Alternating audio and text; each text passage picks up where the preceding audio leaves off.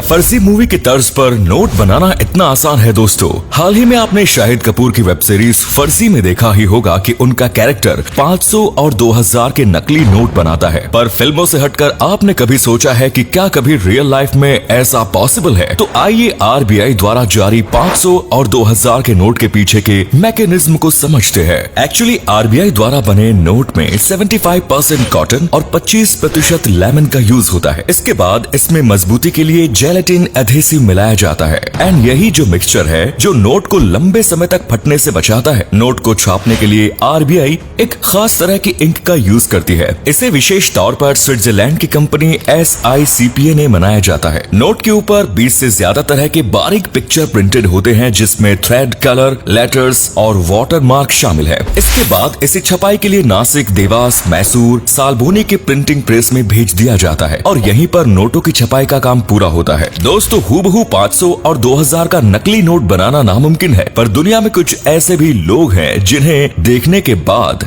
आप भी कहेंगे कि कौन है ये लोग और कहां से आते हैं। जी हाँ दोस्तों, खबरों में आपने तो नकली नोट छापने वालों के बारे में सुना ही होगा, लेकिन क्या आपने कभी जानने की कोशिश की है कि आखिर ये लोग कौन है और कहां से आते हैं और कौन सी वो टेक्निक है जो इन्हें इतनी आसानी से सरकार की नाक के नीचे इन नकली नोट को छापने में मदद करती है? इसीलिए आज हम आपको इस वीडियो में कुछ ऐसे कांड बताएंगे जिन्हें सुनकर आप भी दंग रह जाएंगे। साथ ही आप ये भी जान जाएंगे कि ये लोग कैसे अपना धंधा चलाते हैं। सबसे पहले हम आपको नकली नोटों से जुड़े कुछ ऐसे गिने चुने मामले जो कई दिनों तक मीडिया की सुर्खियों में बने हुए थे। शुरुआत देश की राजधानी दिल्ली से करते हैं। भले ही असली नोटों की प्रिंटिंग दिल्ली में नहीं होती, लेकिन नकली नोटों की छपाई से देश का दिल्ली अछूता नहीं है। कुछ साल पहले दिल्ली के 2 युवक ने अपने अमीर होने की ख्वाहिश को पूरी करने के लिए शॉर्टकट का सहारा लिया। वैसे तो इन्होंने कोर्स ग्राफिक डिजाइनिंग का कर रखा था, लेकिन जल्दी पैसे कमाने के चक्कर में ये नकली नोट डिजाइन करने में लग गए। 25 और 30 साल की उम्र में इन महारथियों ने अपने हुनर का गलत इस्तेमाल किया। इस वजह से आज इन्हें जेल की हवा खानी पड़ रही है। इन्होंने 1.5 महीने करीब 7 लाख नकली नोट छापे। दरअसल 2016 में जब मोदी सरकार द्वारा नोटबंदी की गई, तब इन दोनों ने अपने इस कांड को अंजाम देने की सोची, जिसके चलते इन्होंने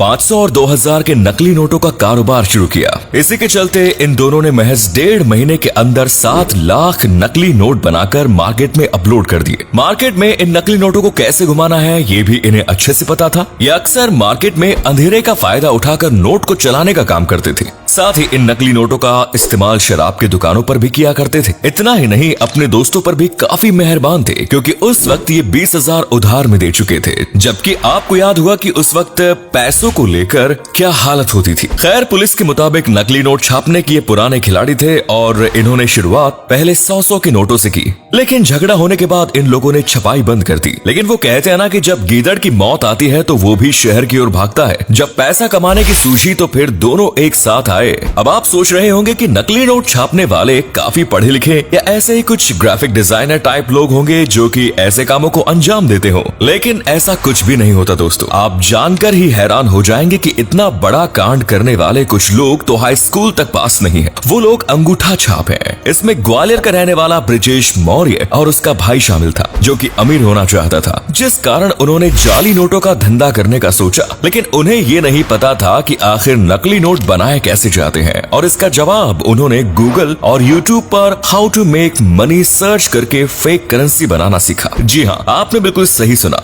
ब्रजेश ने यूट्यूब की कुछ वीडियो देखकर जाली नोट कैसे बनते हैं ये सीखा। ज्यादातर लोग यूट्यूब से कुछ भी सीख सकते थे, लेकिन इन लोगों ने तो नोट कैसे प्रिंट किए जाते हैं वो सीखा और इसी आइडिया का इस्तेमाल करके वो अपने खुराफाती कांड को अंजाम दिया। लेकिन इन्हें जरा भी खबर नहीं थी कि नकली नोटों का कारोबार करने से आज तक कोई भी पुलिस से बच नहीं पाया है। ये दिन में इन नोटों को मार्केट में सप्लाई करते थे। मुनाफे की बात करें तो इन्हें 1 लाख के नकली नोटों के बदले 40,000 मिलते थे। अब आपके मन में यही सवाल आ रहा होगा कि आखिर ये नकली नोटों को बनाते कैसे होंगे? तो ये लोग नकली नोट बनाने के लिए किसी आम कागज का इस्तेमाल नहीं करते थे, बल्कि एक खास तरह के पेपर का इस्तेमाल होता था, जो कुछ आरबीआई द्वारा इस्तेमाल किए जाने वाले पेपर सा लगता था। इसकी शुरुआत होती थी स्कैनिंग से, जहाँ कंप्यूटर में 80 नोटों को स्कैन करके इसे उस पेपर पर प्रिंट कर देते थे। तो वहीं दूसरी ओर सफेद पतले पेपर पर नकली वाटर मार्क भी लगाया जाता था। ये सब होने के बाद इन नोटों को आरबीआई की हरे रंग की सिल्वर पट्टी लगा देते थे। ये वही पट्टी होती है जो असली नोटों पर हमें अक्सर दिखाई देती है।